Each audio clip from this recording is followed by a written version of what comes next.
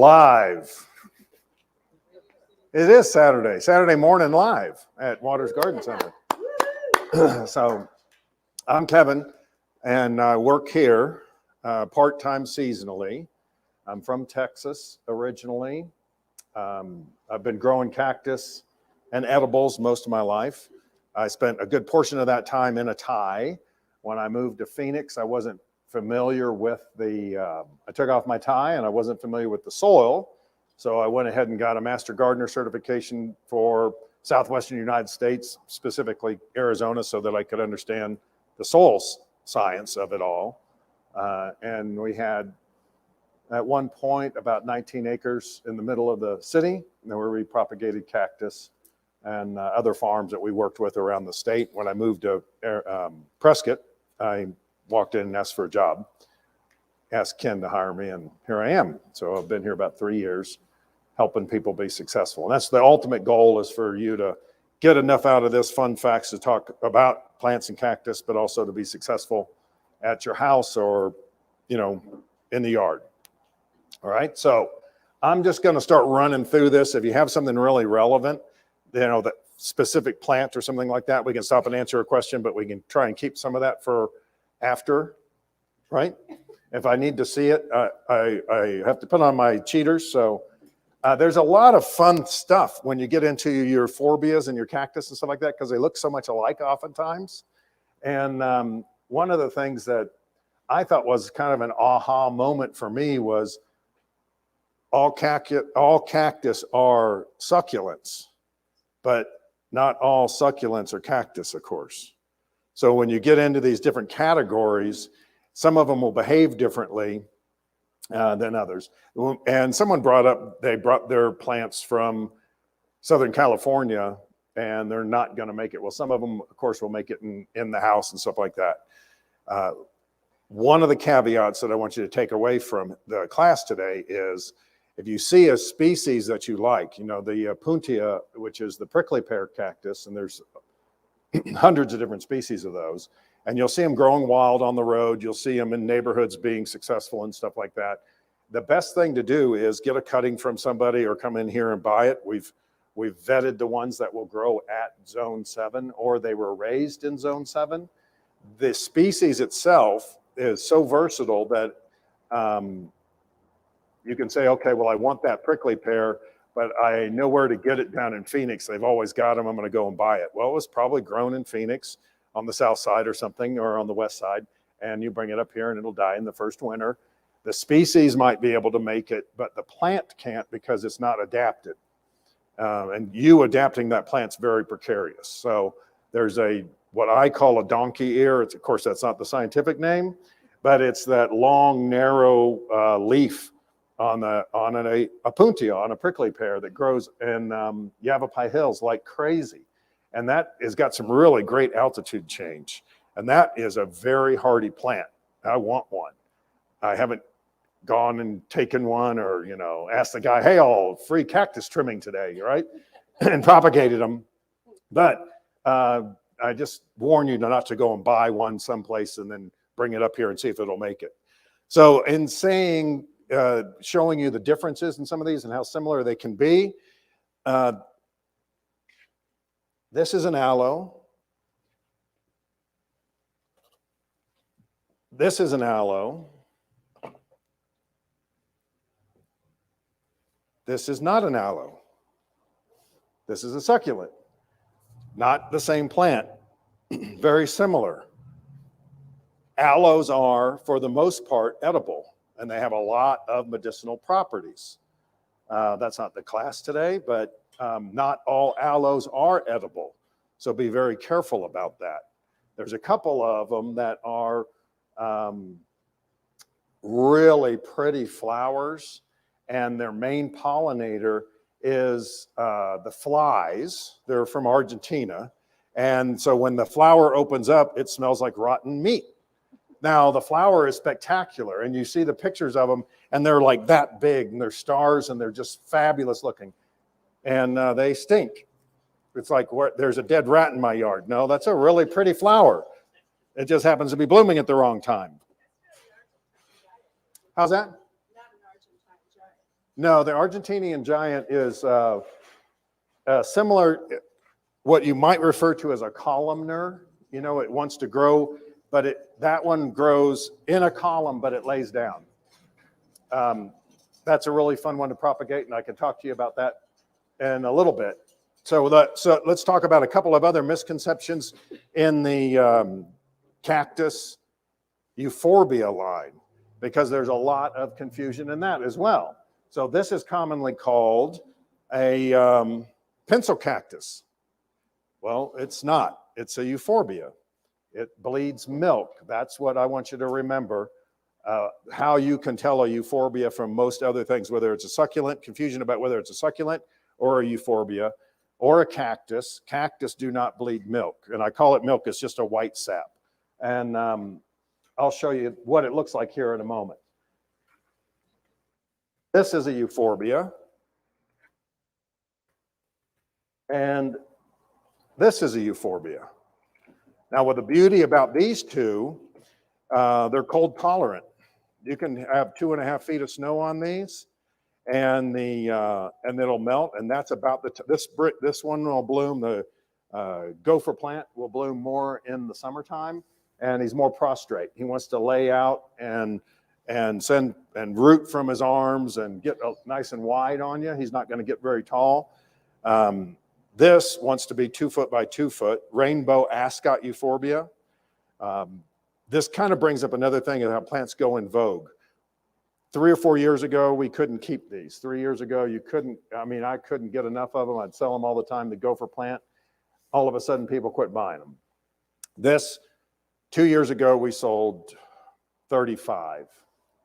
We just surpassed 600 this season of this. And the toxicity of the plant comes from the sap or that milk. And that's why they're great yard plants, not just because they're cold hardy. These are zone 7 plants, but the toxicity causes the animals might taste them, but they're not coming back.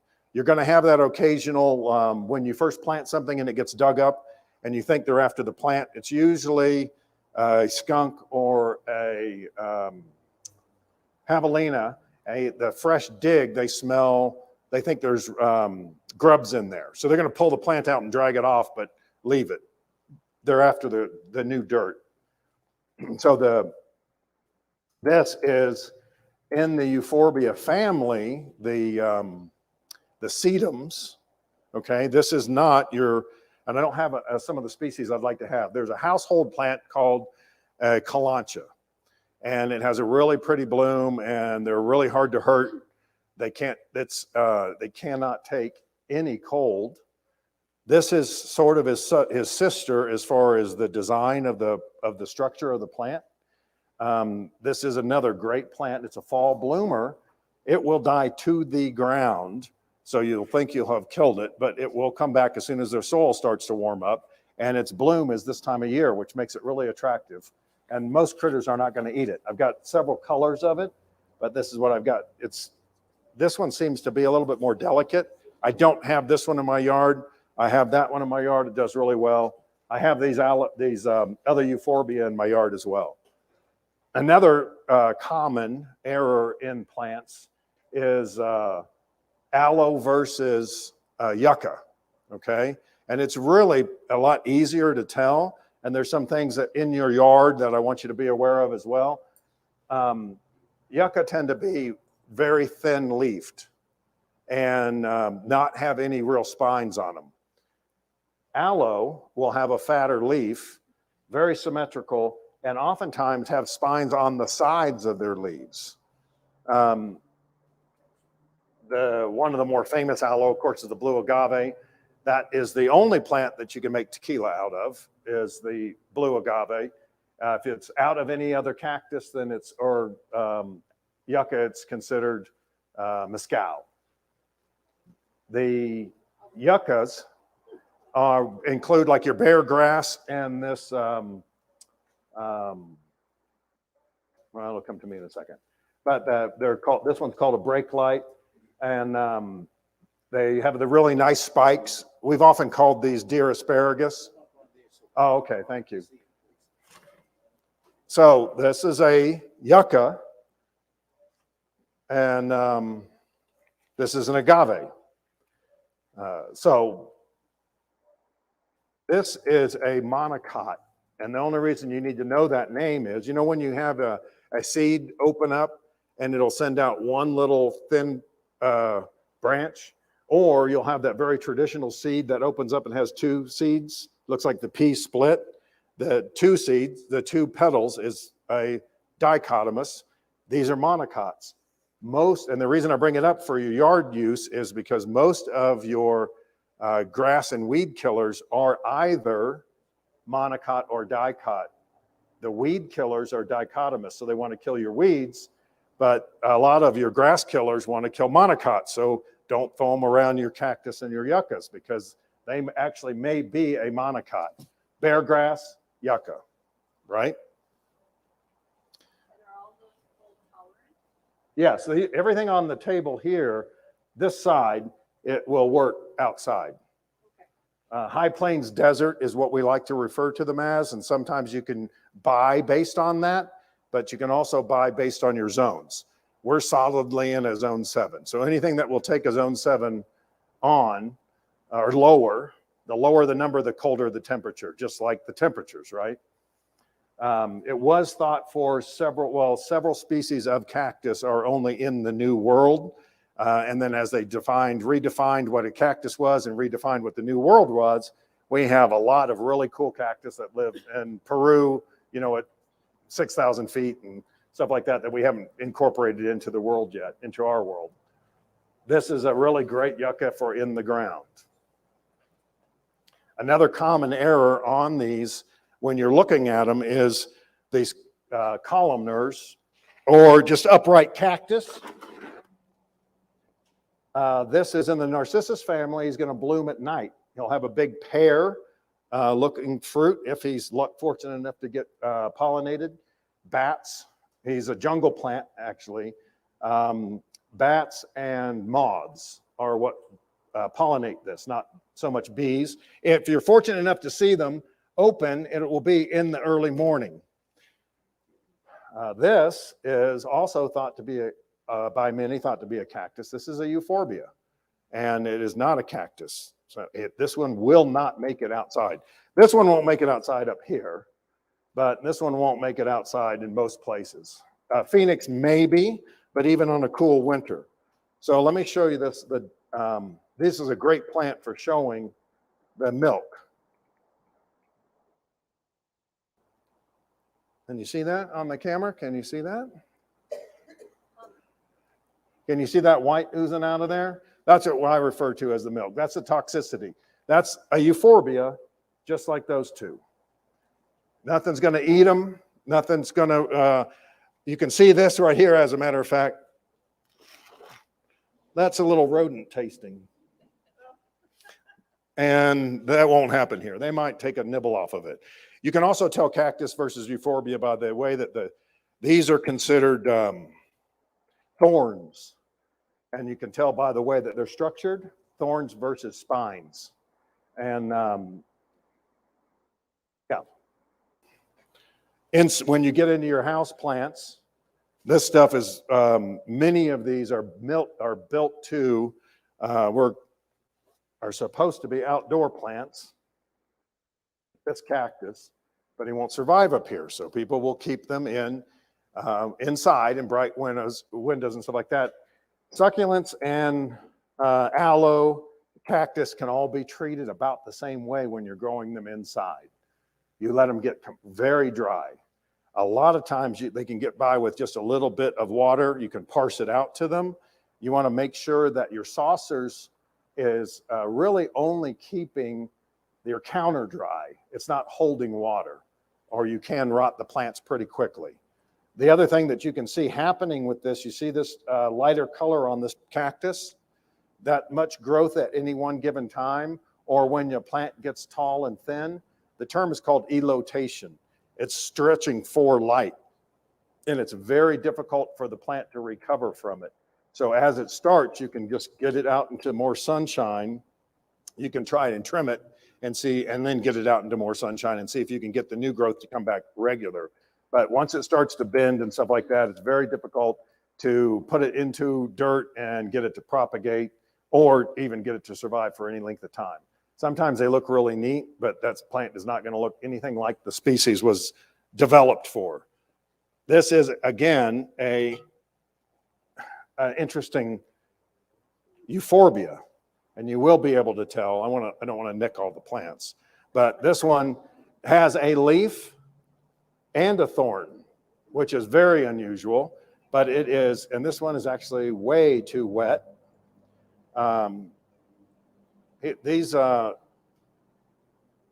one that is almost completely white in this species, and he's a really magnificent plant. And they'll get 6 and 10 foot tall in a bright window in an office building or something like that, or if you have that much light in your house, great house plant. The white one is actually, you can remember it's called lactate. It's a lactate cactus, but it is a Euphorbia, and it is milk. This one? Oh gosh.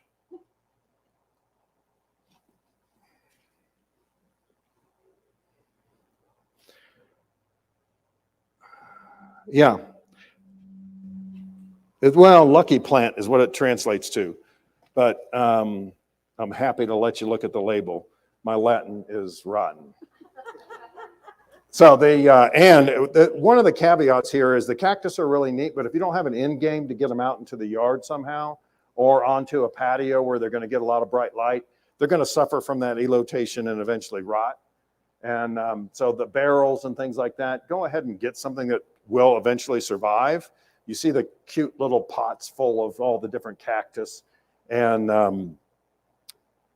they end up growing at different rates, and one pushes the other out, and all of a sudden you just have a pot with one plant in it. So get them to where you think about it a little bit. If you like it, you know, that trumps everything, right? So I want to talk a little bit about propagation. Most of these, oh, you want to see that? Label towards the camera. So propagation, that would mean you want to make cuttings, or you want to make sure that somehow you're insure or hedge against in favor of success when you're trying to create babies and stuff like that from your plants. Put it down on the thing. Put it down on the thing. This is a very fine dust, this product is. And it's referred to oftentimes, has this one got rooting hormone in it? Yeah, rooting.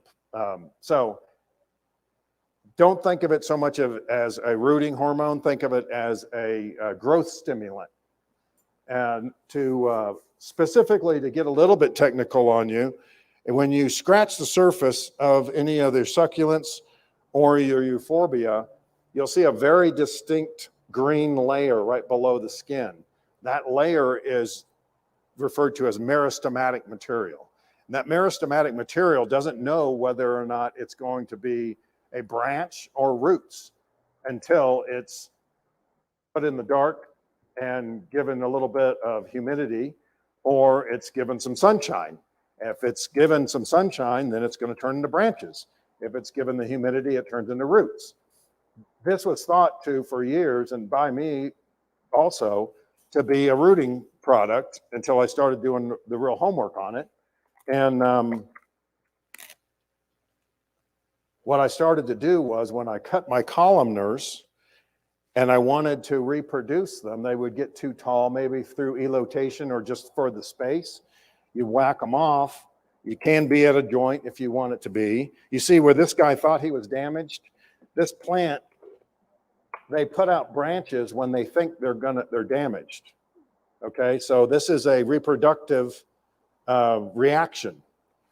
And so when you can cause these plants to put out arms by going up and taking a chunk out of them. If you want that chunk to be another plant, then you want some of the top, you want some of this material. And the way that I was, when I was doing this in the past was I was cutting this off and I was getting success. This would become a new plant. More often than not, whether it was a cactus or a Euphorbia, I was getting one branch. And then when I realized that this was a growth hormone and the plant didn't know which I was trying to get it to grow, when I cut this, I would now cover the top, that new cut, with this. And I would get a branch off of each one of these stars. So now I would have this thing that would just go boom, at least, and then if it didn't, I would get two. So I would go over and I'd let it heal and I would cut that other end and I'd put some more root tone on it. And I would get what I wanted out of it. And it's so much fun. You know, the caveat in this is rotting them, and I'll give you a secret to that as well. This is so dusty and you can pour it out so easily. It's like powdered sugar. It really is frustrating when you're trying to do, you know, you got your little plant in your hands and you're trying not to poke yourself and you go like this and the whole thing just, right? Save yourself a little bit. This is my trick. I put it in here. You see how much came out? I put it in here. That's how much I can waste if I dump it all. I can't waste all of that. I've found whether or not I'm grafting or propagating woody stuff like hibiscus, or whether I'm propagating cactus, the sharpness of my knife and the time between when I cut it and when I get the root tone on it affected my effectiveness, right? So I have this all set up and I've got my pot of soil ready. I'm ready to cut and move. I'm not going to make a bunch of cuts and let them lay around and go. I'm going to do each one at a time. The top part wasn't as essential. Coming back and treating the cut with my growth stimulator, right? So I would cut the top of this off. I would take it and I would dust it. And I would rub it in there to make sure I got good contact with my meristematic material. That's my edges. That's why I brought it up. In the center is the spine. That's what comes to wood. When you see the cholla wood out there, that's dead cactus. And that's its original spine. That's not what's transporting, that's support, right? That's your bones. So I'm rubbing that all around there and I'm standing it in my dirt and I'm going back over there and I'm tapping on this and I'm getting contact and I'm pretty much done. The dirt's an important step, whether you're doing a puntia, which is our very traditional, I don't have one, prickly pear, all different shapes, but think round. You don't really want to cut that in the middle of a petal. You want to twist it off or cut it where the petal joins the plant, but the same process. Not as important for this because the plant multiplies in different ways, but I use kitchen tongs when I'm handling my opuntia, because even though it's maybe spineless, it will still have little dusty things that will get in your fingers. You won't be able to get them out for a few days. The smaller, the harder and the more irritating, right? The big ones, they hurt, but you know where they're at. So get that on there, stand them up where you want them to grow. This is an important step. Opuntia is really easy to observe. When you lay it flat, think of it as a palm. It will start to root where it is making contact with the ground. You'll see those that are curled up like that, they become plants. They're not as stable. And you're going to decide, oh, I want to stand it up. They told me to dry it out before I planted it. Well, it wants to make, whether it's laying on a rack or laying on the dirt, whatever is flat is where it wants to be, where it's contacting earth. So I dust them and I will stand them in a pot with a little bit of dirt in the bottom, and I won't water them for a week or two. And if it thinks it wants to start to root, it's going to root where I want it to root, and it's going to stay vertical. Then I will come back with that and I'll just throw a little dirt on top of it and hit it with a little bit of water, and literally a little bit of water. And that moisture will cause this to say, oh, I'm supposed to put out roots. And it'll start putting out roots. And then in a month or so, you can actually separate them. Same thing with your Euphorbia. You want to instead of laying them out to dry out, when you take a piece of jade plant off, when you take a cutting of this off, same thing. When this starts to rot because it's got too much water, you can go back up above the rot, take a chunk, start cutting it off until you get to good clean plant with no rot, get some dust on it, stand it up in some dry soil and let it dry out really good. And then you might be able to save the plant or its offspring, not the plant itself. Aloe, there are few species that you can actually take you can take a leaf. That I just have not had that kind of success with them. Some of the bigger ones, you can take a leaf. I wait for them to pup, and I can force them to pup by stressing it out a little bit. And I can stress it out by withholding water and then putting water off to the outside, cut a bunch of these branches off and use them for the salve. And then he'll think he's in trouble and he'll send out runners. And then you can cut the runners off, treat the cut end with the root stimulator and let them dry out and get them going again. The aloes that I was raising in Texas, I got them from a German or an Austrian, from a town called Castroville in the hill country, and the base of the petal was like that. It was enormous. To pick up the plant, it's all water. Pretty remarkable. Watering these guys. As I said, this is way too wet. You can come up here and tap on it and see what I'm talking about. You see how skinny this guy is? He's starting to get stressed. That's where you can see his skeleton. That's problematic, okay? That's time to give them water. When these guys are in the ground in the areas where they can survive, they'll go so fat that they're almost round. And then when they're at a particular type and flowering, and there's different seasons that they do this to themselves, retain the water when they know they're not going to get any. It's time to give this guy a drink. When this goes too defined, then it's time to give them a drink.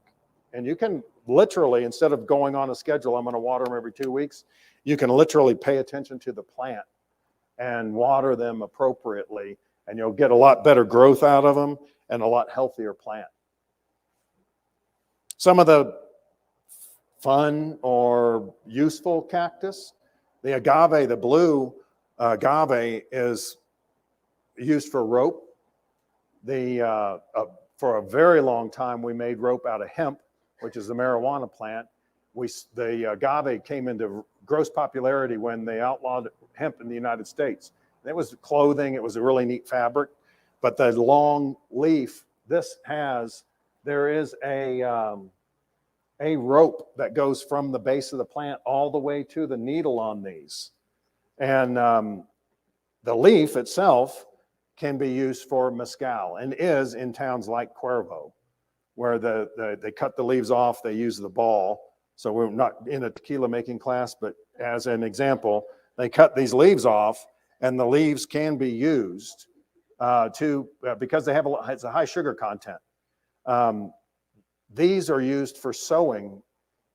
You save your needle and you let this deteriorate, or you actually tap it all off, and it will hold enough of the fibers where you can use that as a needle, and you'll have a nice long thread that's actually really, really tough, really strong. Lots of good uses. The other inside of the families that I don't have any of, and I want to bring up just because we're in this era of legalizing things. We're back to legalizing marijuana and stuff. If you look up peyote, I want you to be careful with that, because the veins in the peyote that come out to be the tufts that are the cactus, that are the needles, those have strychnine in them. So you need someone that can actually handle them appropriately so that you don't cause yourself to be ill instead of just having some fun. And you have to be 28 or 24% American Indian before it's legal for you to ingest it. And it has to be inside of a religious ceremony. So yes, it is legal. You'll find an article that will tell you it's legal, but if you're caught with it, that's not going to fly unless you meet those particular requirements. All right? Plant food and how to feed these guys, whether they're in the ground or whether they're in your yard. You can use a cactus mix. The cactus mix is going to have less things to hold water. You see the advertisements for your potted soils and stuff like that. Well, it holds water, 20% more water. Yeah, you don't want that for your succulents, and you don't want that for your cactus. You want them to drain. I wouldn't put them in all gravel. They need some nutrient. So the cactus food is going to have a little bit more pumice, native lava stone in it, which has a lot of minerals and stuff like that in it. Vermiculite, things like that, you can mix it. You can use regular potting soil and just don't water it as much. Little secret, so you don't have to buy a specialty mix, but you can. When I'm propagating, I will use a potting soil. Our potting soil is exceptional. And I grow a lot of things and had before I came to Waters, I look for stuff to use up the bag. It's really good stuff. And it dries out really well as it should. It's even, so growing roots, I'm not going to rot things and stuff like that. Some of the other things to consider, you can get a plant out of a petal on something like an aloe, a jade plant, okay? These are crazy. Parts of California where some of you may have come from, they're sitting next to your front door and they're 7 and 8 foot tall. There's a variegated white, which is just stunning. It's a whole lot easier to share a plant with a friend than to start them. If you have the time and you want to grow this from that, we can help you do that. But you might as well buy a nice one and cut all the branches off and root the branch using these techniques that I'm sharing with you. You can see this big scar here. That's where a branch was taken off. That's how they do it in the nursery. They come along and they have parent plants and they just cut them all off and they root them all. And then when they get big enough, then they're marketable. Much the same thing in your aloes. Again, when you're ingesting these things, stay away from your euphorbias. The term poisonous is, it's very hard to gauge how poisonous something is. As a fair-skinned person, my tolerance for the euphorbia, the milk on my skin, I will boil if I get it on my skin and it's in the sun. But I can play and trim a bunch of trees and a bunch of other plants, and I don't have any problem with it. That's a little tougher. You have to eat a lot of it for it to make you sick, and you have to eat even more to kill you. So when people say poisonous, be careful about how you're expressing that and how you're perceiving it. So alcohol is poisonous. Yes, please. We're about halfway through the class, so I'm going to pass the sign-up sheet around, okay? The sign-up sheet includes several articles that Ken Lane has written on the topic of succulents. And because Kevin is throwing out so much information here, I'm going to also include the link to the YouTube video that's actually being created live right now and being streamed to YouTube, so that you can go back and make reference to some of the stuff in case you want to know more about peyote or some of this other good stuff that I'm beginning to be concerned that drug agents are going to come to the class. Okay, but anyhow, I'm going to pass this around. Give us your name and your email address. This only goes to people that are in this class or to people that are watching this right now online that give us their email. So if you're a member of our garden club, you won't get this unless you sign up on this sheet. We don't send it to all 1,000-odd people that are part of the garden club. Okay? So since you're smiling and playing to the audience, I'll pass it along starting with you. Okay. Thank you. The other, seasonally, you'll see something, and I was trying to save it, but we only got a limited number of them in, and they all sold. Good for us, but not so good for examples. The Christmas cactus. Much like this, that's what is going to be called this is a pencil cactus. The Christmas cactus is not a cactus. And the common question is, why does my Christmas cactus bloom in Easter? Or why does my Christmas cactus bloom in Thanksgiving? And how come my leaves look different? And where'd you get all these cool colors? Well, there's actually 3 species that we're talking about, and they are Easter, Thanksgiving, and Christmas. And you can tell the difference by the shape of the leaf and when they bloom. So it isn't you're trying to get, it is a closet plant, if you will, much like a poinsettia. You can get them to bloom in your space if you cut off the light and cut off the water. The bloom is a reproductive thing. It's stressing out. It wants to reproduce before it goes on its way out, and you're going to revive it with food. And that's kind of the cycle that you want it to have. As an aside, the poinsettia or poinsettia, however you pronounce it from wherever you're from, that's a really toxic Euphorbia. That's that white that comes off of it. Now, it is also one that you can just, after he's finished, you can cut a bunch of branches and reproduce, and it has real high success rate in growing poinsettia for next year or to give away. So it's a really fun plant. It's a Euphorbia. And again, you have to eat a lot of it for it to hurt you. So be careful of someone that said, my horse ate all of my rainbow ascot Euphorbia and died. That means that person starved their horse to a point where he's going to eat something that tastes really bad, and a lot of it. It would have to be hay bales worth of plants to cause the horse. It will give him indigestion, that's for sure, but he won't come back for it unless he has nothing else to eat.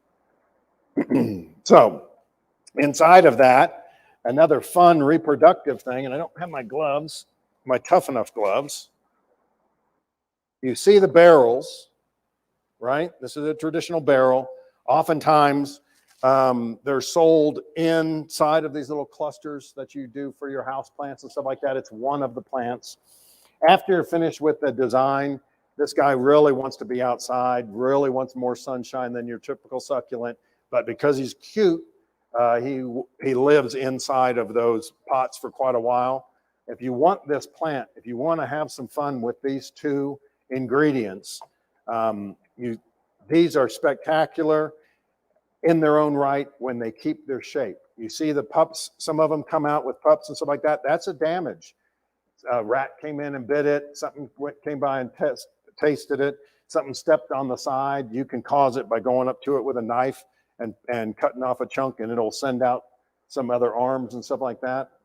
The golden barrel, as a fun fact, is from the Yucatan and the Baja. The Baja is where it was thought to originate, and then it was brought up. If you see some of these that are just huge and they have multiple heads, like just covered in heads, the way that we get that to happen is you take a nice sharp knife and you come in past this first or second row of, you see how he kind of comes out from the center? They grow out like this, right?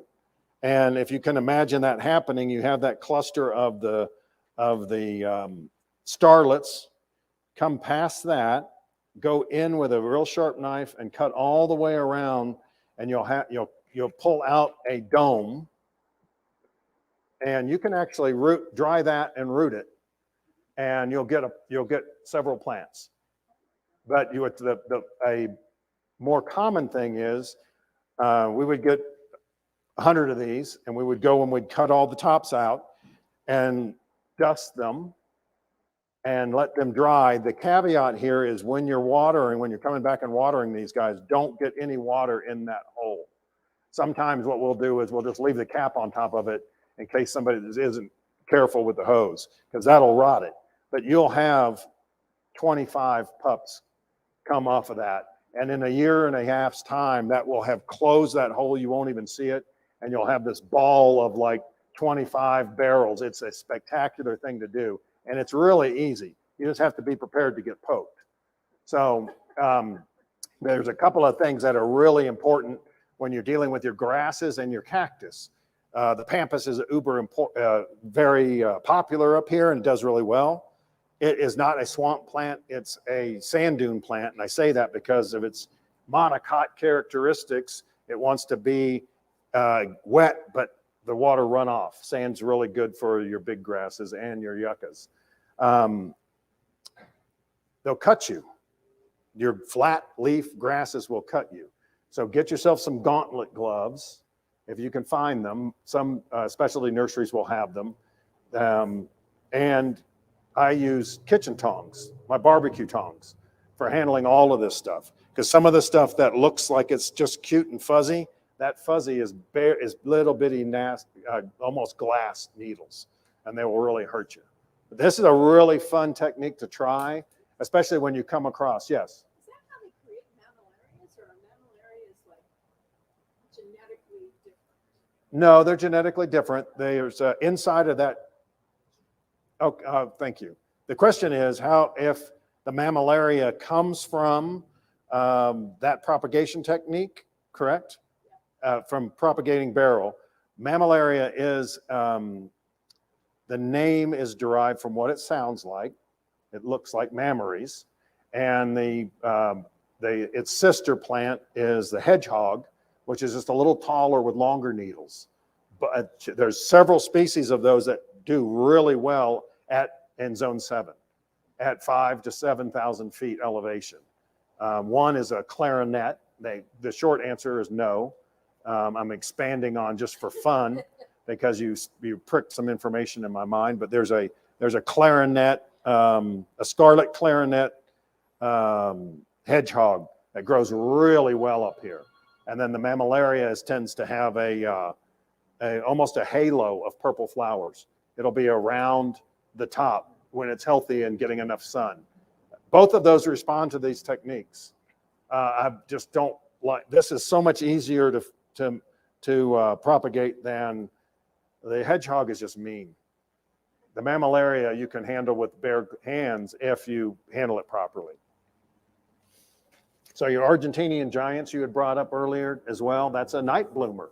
And that's why if you want to see those flowers, you want to go out in the evening or you want to go out in early morning. They'll last a couple of days. Yes, sir. Oh, so we're back to the golden barrel, and this pertains to any barrels, okay? Is there a size that we want to do that to when we're propagating them? Well, you don't want to do them with the dime size, a silver dollar size, and then it's just whatever you want to, no. The bigger, this is actually a really good size, or a little bit smaller than this. It's really handy, and you'll get really great results from it. It's a lot of fun. The other one that we used to, the science involved in this isn't just a bunch of people growing seeds. It's evolved dramatically over the last several years. These, that's probably safer. The agave, you'll see several now that are so perfectly uniform. And that's done, these are created in Petri dishes. And then they're grafted onto rootstock, much like fruit trees. And some of the rootstock to these cultivars, that's the individual that's playing the scientist with all the plants, that mutating these things, the rootstock becomes valuable. And it wasn't uncommon for me to get in several hundred little agave. And this one particular cultivar in Phoenix found out that I was getting these agaves. He wanted all of them because he was taking the top off. He wanted the rootstock, and no one would sell him the rootstock. So he would buy the baby plants and cut the tops of them off and use his rootstock for whatever he wanted to. And then 3 or 4 years later, come back and sell his unique plant. You don't need to know Latin to buy smart, but you do need to ask the right questions. In this industry, especially in the cactus, and because of the cultivation of new species, people will grow something and call it something else because they don't want to pay the copyright infringement fees.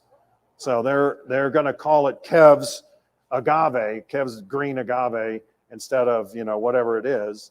We bought it from Agave Central. We don't want to pay Agave Central a copyright fee. So just be aware of that when you're getting things. Be aware of where it was raised. If you want to bring it back up here, there's a I want to call it Tyrannosaurus, but that's what the Latin name sounds like. It's a cross between the Argentinian giant and another cactus, and it will pup out and get really big, and it will grow and bloom up here. I had a couple of experimentals given to me. I gave them to friends. I had so much cactus in Phoenix that I told my wife I wasn't going to do anything with spines on it in this yard. So when I find friends that I can visit the plants, and we put stuff in their yard. So there's a little bit of time, I guess, left for, in case I missed or didn't cover some of the stuff. We brought in some of the high plains desert plants that will go with the shrubs and the trees. The ash, the two different ash, we brought up just to show the complement. They'll grow in the same yard that you plant your cactus. Once established, minimal water. But if you're gonna buy a desert willow, look for this timeless beauty. As you can tell, the timeless beauty has nothing Latin about it. But what they've done is they have hybridized it so it seeds less. So it's not as messy. And it also will flower more because it's trying to get to that seed cycle. So it flowers longer and it's not as messy. The two ash, you can tell the difference from the leaf structure, but one is going to go gold. The rounder leaf is going to go gold, and your longer, narrow leaf is going to behave like a Chinese pistache. It's going to go dark red during the fall. Both deciduous. All three are going to lose all their leaves. Very pretty products. We have all those bugs are here all the time. Your best defense to any of the boring insects, and we're not talking about insects that have no personality or they tell the same joke all the time. We're talking about insects that bore into the trees, right? Those is a healthy plant. So feed them appropriately and water them appropriately. You'll see 25-year-old trees that are dying right now without any warning. Those are because they went into winter without being watered and without being fed. And if it's in the yard, you want to feed and water in the winter and going into winter. You can turn off your sprinkler and you don't water near as much, but a healthy tree is going to be a safer tree. Does that help? Thank you, yes. Mm-hmm. Javelina, on all of these that are healthy outside in the winter, like the agave, can we plant those out and not have the javelinas eat them? Those we try and keep a list of the stuff that they will and won't. Most of the agaves and your yuccas are not something they want. Those are things that they will. The question is planting these products and who's going to eat them, right? If you can keep the javelina separate and feed them corn for about a month, they'll put on enough fat, and in a corn tortilla, they're really good. But most of this stuff, they're not real fond of.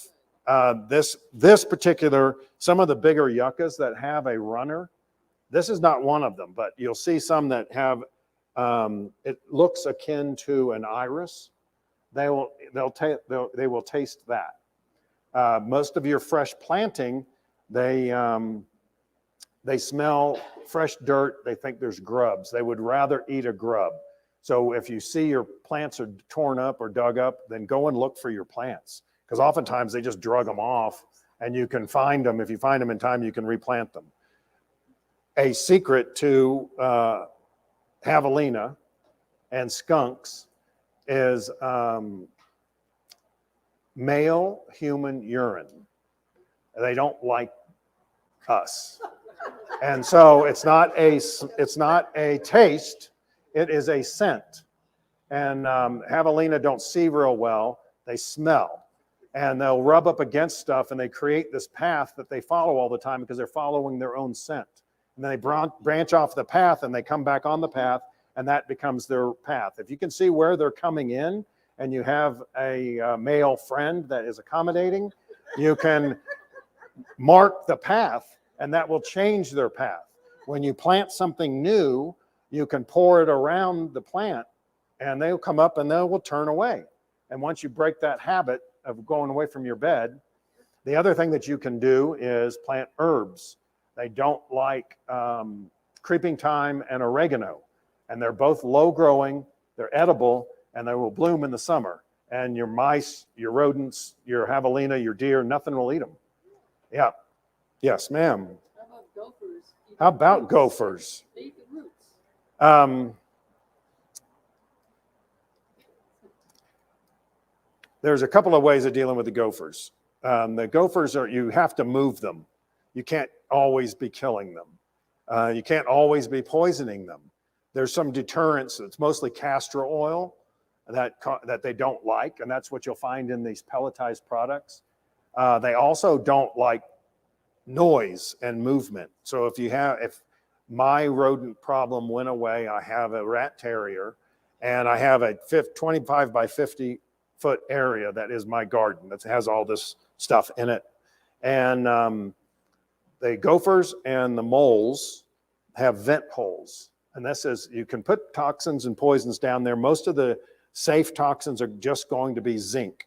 Their digestive system doesn't respond well and they'll die because it'll stop them up or it's toxic to them. And an owl can eat a slow one and it won't hurt it. There is a malathion, which I happen to like. I don't use many toxins in my yard, but it's so aromatic that I'll find the vent holes and I will put a cap full. If you can get the dust malathion, that's pretty effective. It also works for ground nesting hornets, but you find the vent hole and you put a little down it in the evening and it fills their cave full of a very bad smell and they'll move. And you have to be a little bit consistent about that. But it took me about 6 months and I'm in the property for 3 years and it took me 6 months to get rid of them that way. Yes, ma'am. Yes.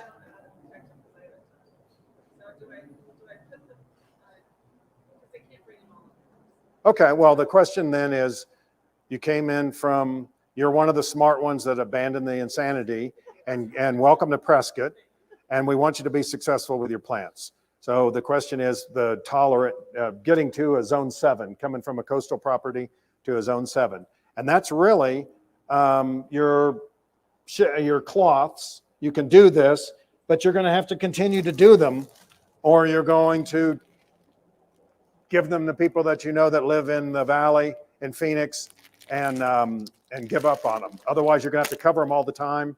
Anything that's heavy in water, like the succulents and some of the cactus, that freezes and they just go to mush. As opposed to a sedum that will go to mush and die, but will come back from the roots. So you might want to consider just trading out your plants. If you don't like white, I use burlap a lot. And right now, when we have that cool little snap, my zucchini they get real tough when they get sunshine on them. So I've got burlap laying on them to give them enough shade. The plant's not going to come back, but I'll get a little bit more fruit out of it. If I leave the burlap in the yard, it doesn't look like a bunch of litter. And if I leave it over the winter, I might save some stuff and it'll just decompose into the lawn. And when the sun comes out, it lets 50% of the light through. So it will act as a frost cloth as well. But you're going to have to wrap things. The other thing that I've seen creatively is get big enough pots so that the root ball doesn't freeze. And you can make little tents, put Christmas lights around it to generate some heat. But then you're just creating something that you're going to have to work on all the time. My suggestion is give them to someone that lives in an environment that can handle them, make some friends that way, and get some stuff that will live up here. Ken, the guy with the camera. One question from online. Shanny wants you to tell her how to get rid of mites on her succulents itself. Oh, perfect. There, Shanny, we do have a granular. It's billed as a systemic, which means it's going to get up into the plant. But if you sprinkle the granulars on the potting soil, then it stops them from procreating in the moisture, and it'll make the plant toxic to them. But we have a lot of success with a systemic granular. We carry it. So come on down. And bring plants, bring pictures, thank you. Bring pictures of your plants from the sea state and see if we can help you with that. Anything else? I'm still Kevin. I'm still here. Yes, sir. Hello, Kevin. We have a plant in our tree in our front yard we just bought. Uh-huh. A weeping cherry. Yes. I don't know anything about it. Okay. Seems to hang there. Well, it does, and it will go naked in the winter. You put it in the ground, not in a pot? It's in the ground. Okay. And you planted it recently, or has it just been there? It was there when we bought it. I think it's been in there probably less than 6 months. Okay. Feed it going into the winter. It's okay to turn your drip off, knowing that you're saving your drip. That doesn't mean you don't water in the winter. If you think the plant was in a 5-gallon bucket or a 15-gallon bucket, you want to give it that much water at one time. We put, let's call it 15 gallons. Trees don't want 5 gallons 3 days a week. They want 15 gallons every 10 or 15 days. And that way you're getting, when the plant was planted, it had roots all the way down to here. And your sprinkler system is going to keep this much wet. So give them some food, some of our 744 going into winter, and give them, I would give a flowering tree a little bit of extra phosphate. Your phosphate is your root food, and it's the common thing in all of your flowering products, because the most immediate result you get from phosphate is your flowers. So our flower power is a real high in phosphate. Bone meal turns to phosphate. It'll be rated at like 18 in your center number in your chemical formulas for your fertilizers. We have superphosphate, which I really like for fruit trees or for flowering trees. In the winter, the phosphate is used for the root production. When the tree is dormant, the roots are growing. That's one of the reasons why you want to make sure they have food. That's how I would handle that tree. Does that tree flower and fruit then? No, it will not fruit. What you'll notice on the tree is it may or may not have a graft when it comes out of the ground. It'll be a bump, but you'll have a bump where it starts to weep. And so anything below that is not going to weep, and it may not flower the same way. So you want to take off whatever comes up from the root ball all the way up to that. But it is going to weep. It's going to have this beautiful umbrella. There's 3 or 4 different heights in the species of those, dwarfs and standard and stuff like that. But it will only weep. It'll look like an umbrella, and it will bloom like crazy if you feed it now. Will it grow taller? It will. It'll actually grow taller. It's only about 4 or 5 feet tall. Yeah, it's a beautiful plant for a courtyard in a really nice pot. But so if you're going to do that, personal preference, I will do a Lapin cherry or a dwarf self-fruiting cherry, so that I get the flowers and I get the fruit.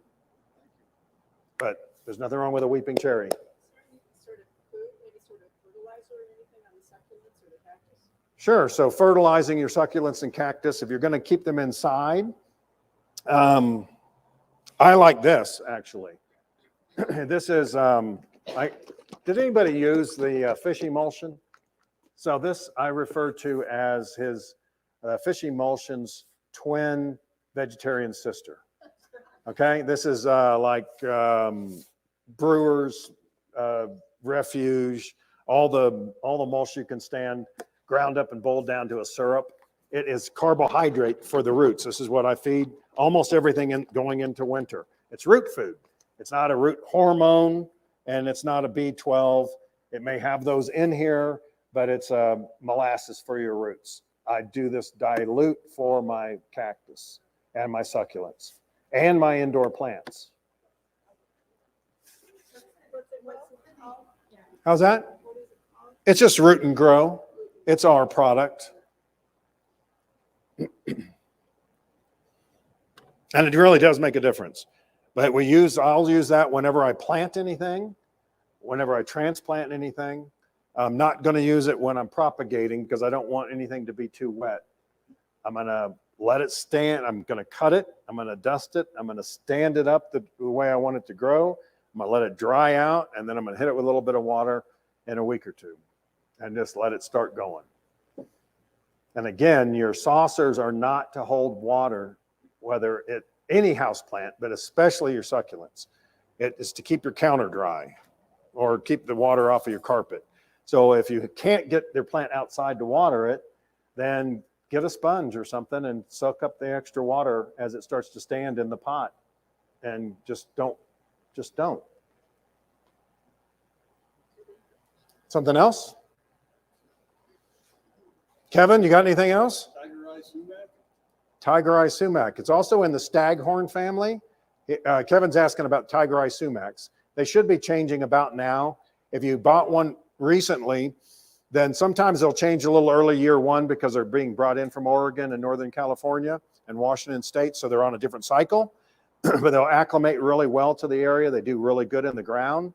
The sumacs, aside from the poison sumac, the sumac berry is edible. It's full of antioxidants. It's actually kind of tart. Yeah, great plant.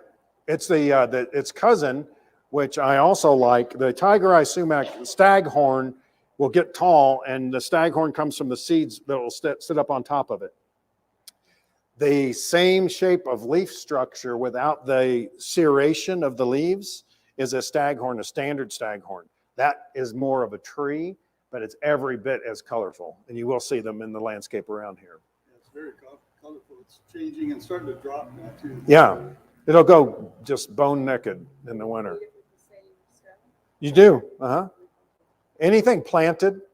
When we plant, I use the root and grow the day I plant, and then every 2 weeks I'll do 3 applications. And then going into winter, I actually use a combination of the root and grow and phosphate on my fruit trees and my all of my flowers, all my perennials, because they will go to sticks, but the roots are working. Yes, sir. I have some purple prickly pear. Came up from the valley, and it has a lot of new growth on it, but a lot of it tall and very white. Okay. Is that an indication of too much light, not light, or water? They have a little, his question is about white on his pads of prickly pear, and it's a beaver tail, which is the purple. Yeah. And so it's a smaller pad that's very symmetrical.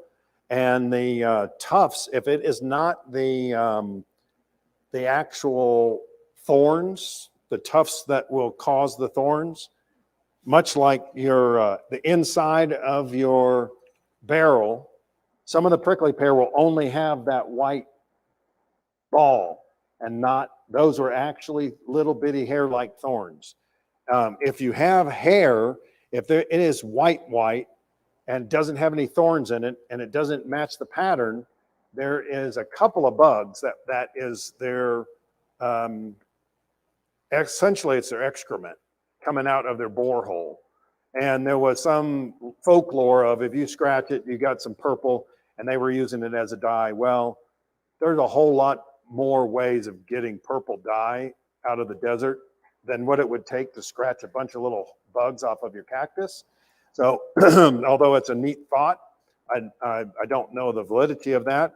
That's a talk. You want to put a systemic on that plant. You can spray it in the evening, and but you want to kill whatever's in there, because that will it'll just go to mush. You want to be very careful with that. And yet it has new palms. Yep. It just affects that petal. Yeah. The problem with these critters, whether they're boring insects, moths, grubs, if you don't kill them while they're in their larva stage is the only time they're eating.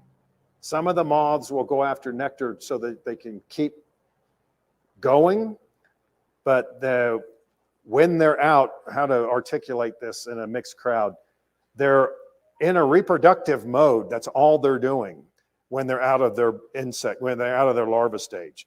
And they come back once they've had enough sex to have babies, they come back to where they were born. So if you think you have grubs now, leave them alone and they will be 100-fold. They'll come up to beetles or to moths or something like that. They'll back out of the tree.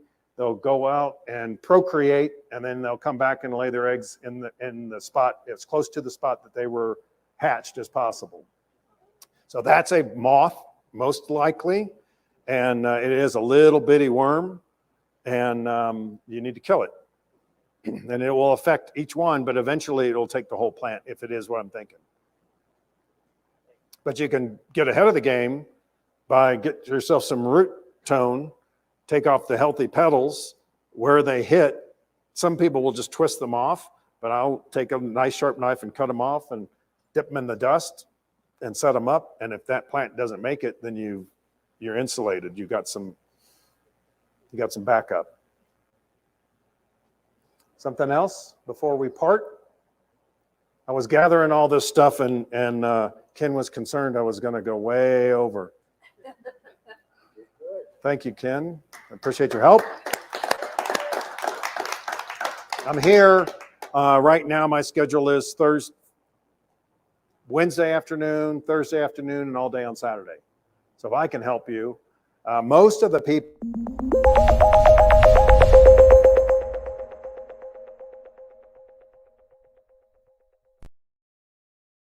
trained to say, I don't know. So